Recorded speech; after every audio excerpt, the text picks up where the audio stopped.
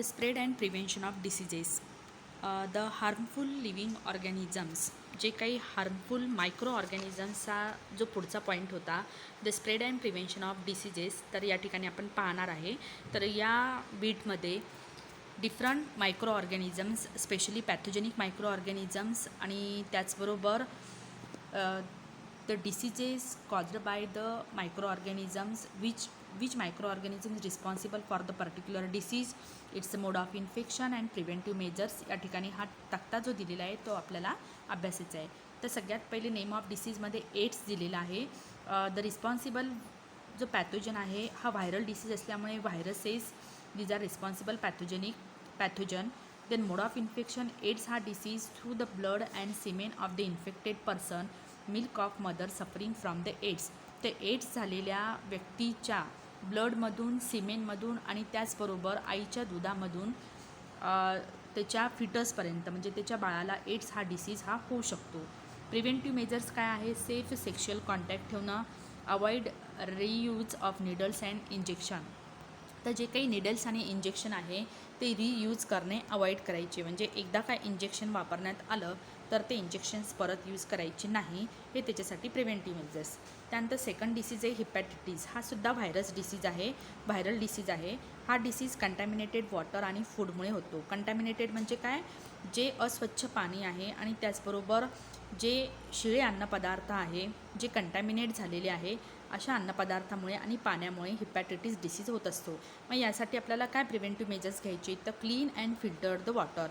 Always पाणी कसं प्यायचं? स्वच्छ पाणी आणि फिल्टर केलेलं पाणी पिणं आवश्यक आहे. फूड कंटॅमिनेट होऊ नये त्यासाठी proper storage of the food. ते शिजवलेले अन्नपदार्थ झाकून ठेवणे, शिळे अन्नपदार्थ खाऊ नये, हे त्याच्यावरती प्रमुख उपाय आहे, प्रिव्हेंटिव्ह मेजर्स आहे. Influenza. The influenza, this is also a viral disease. This disease is caused due to the contact with infected person. ते इन्फ्लुएन्झा हा असा आजार आहे, जर इन्फेक्टेड पर्सनच्या कॉन्टॅक्टमध्ये तुम्ही आले, म्हणजे ज्या व्यक्तीला इन्फ्लुएन्झाचे इन्फेक्शन झालेले अशा व्यक्तीच्या कॉन्टॅक्टमध्ये जर तुम्ही आले तर तुम्हालासुद्धा इन्फ्लुएन्झा होऊ शकतो. Then see here, what are the preventive measures? Personal hygiene, avoiding contact with infected person. तर स्वतःची वैयक्तिक स्वच्छता ठेवायची आणि त्याचबरोबर इन्फेक्टेड पर्सनच्या कॉन्टॅक्टमध्ये सहसा राहायचं नाही किंवा अवॉइड करायचं. Then measles and chicken pox, this is also viral disease. Contact with infected person, same mode of infection आहे इन्फ्लुएन्झा आणि मिसल्ससाठी. इन्फेक्टेड पर्सनच्या कॉन्टॅक्टमध्ये राहिलं की मिसल्स और चिकन पॉक्स आपल्याला होऊ शकतात. So for this the vaccinations are available. Then uncontaminated water and clean food we have to consume. Then bird flu, the virus responsible for H7N9 and swine flu H1N1. हा disease contact with infected birds किंवा ॲनिमल्सच्या कॉन्टॅक्टमध्ये आल्यामुळे हा disease होतो. त्यासाठी personal hygiene आणि properly cooked meet, जे काही तुम्ही मांसाहारी असाल तर जे मीठ आहे ते व्यवस्थित शिजून खायचं आणि पर्सनल हायजीन ठेवणं हा त्याच्यासाठी प्रिव्हेंटिव्ह मेजर. त्यानंतर dengue is viral disease. It is caused due to the mosquito bite. Cleanliness of surrounding, preventing the stagnation of water and mosquito control. These are the preventive measures for this disease. The next, pneumonia. This is a bacterial disease. Bacteria responsible for causing the pneumonia. Droplets spread in air by infected person. तर pneumonia झालेल्या व्यक्तीच्या शिंकीतून जे काही एअरमध्ये त्याच्या ड्रॉपलेट्समधून जे काही micro organism spread होतात ते एअरमध्ये स्प्रेड होतात through the droplets by the infected person. So for pneumonia the vaccines are available. Avoiding contact with the infected person, this is also the major preventive measures for pneumonia. Then leprosy, this is also bacterial disease. Long term contact with the infected person. तर खूप long term contact जर आला एखाद्या infected पर्सनसोबत तर हा leprosy नावाचा disease होतो. Avoiding contact with the infected person and their belongings. तर जो इन्फेक्टेड पर्सन आहे त्याच्यासोबत कॉन्टॅक्ट टाळायचा आणि त्याचबरोबर त्याच्या ज्या वस्तू आहेत ते सुद्धा आपल्याला हाताळायचे नाही, ते सुद्धा हाताळणं अवॉइड करायचं.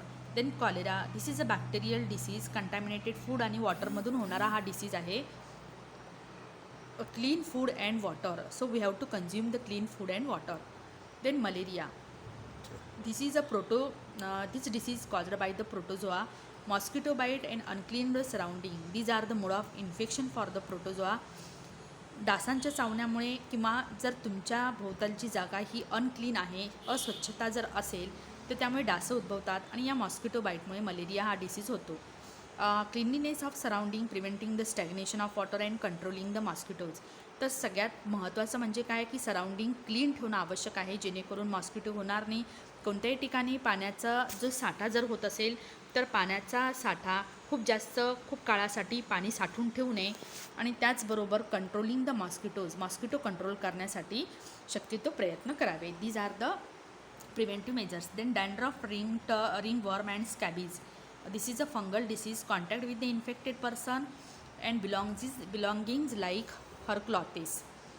तर इन्फेक्टेड पर्सनच्या कॉन्टॅक्टमध्ये आल्यामुळे हे जे डॅन्ड्रफ, रिंगवर्म, स्कॅबीज नावाची स्किनचे आजार होतात किंवा त्यांच्या वस्तू हाताळल्याने सुद्धा होऊ शकतात. क्लॉथेस झालं, कोंब झालं, यांसारख्या वस्तू हाताळल्यामुळे सुद्धा हा डिसीज होतो. So for this what are the preventive measures? Personal hygiene असणं आवश्यक आहे and avoiding contact with the infected person. So student, here we have completed our whole topic, useful and harmful microorganisms.